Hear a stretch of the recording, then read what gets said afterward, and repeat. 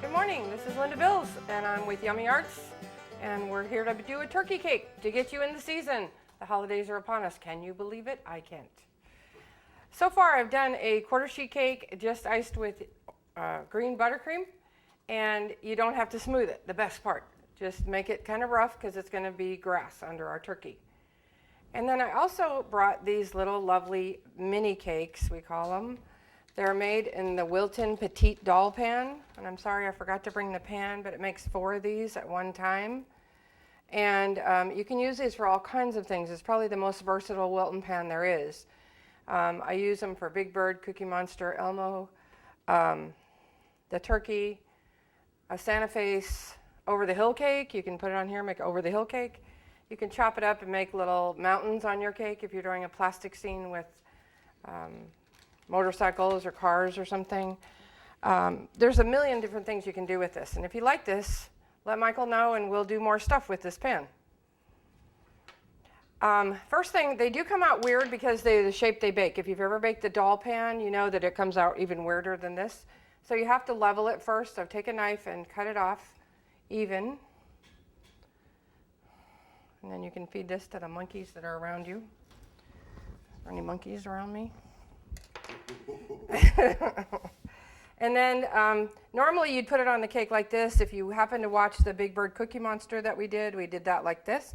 But since we're doing a turkey, we're going to cut off just a little bit of one side like that. So we're going to sit it like that. So it's going to be the turkey body.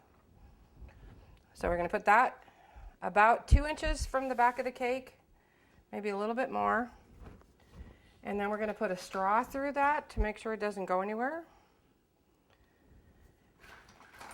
It's just regular plastic drinking straw. Then pull up a little bit, cut it off, and then push it down. And that way your turkey on the way to grandmother's house won't go anywhere, except where you want it to go. Now the first thing we're going to do is to talk about the back of the turkey. We're going to use this for his tail. This is just a regular 6-inch round cardboard.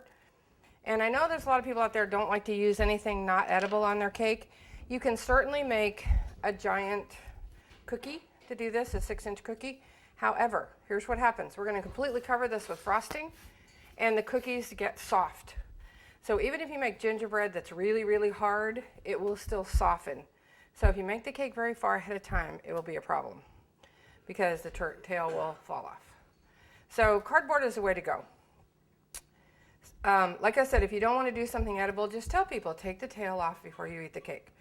You also have to tell them about the straw in the body so they don't try to eat that either. You could just stick this right down in the cake. The problem with that is twofold. You're not ready to put it in the cake yet. And the other thing, if you stick your cookie or the cardboard all the way down, it will cut the cake.